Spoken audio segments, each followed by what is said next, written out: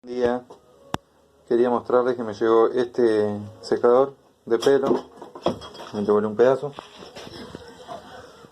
El problema es que cuando lo prende, dice la chica,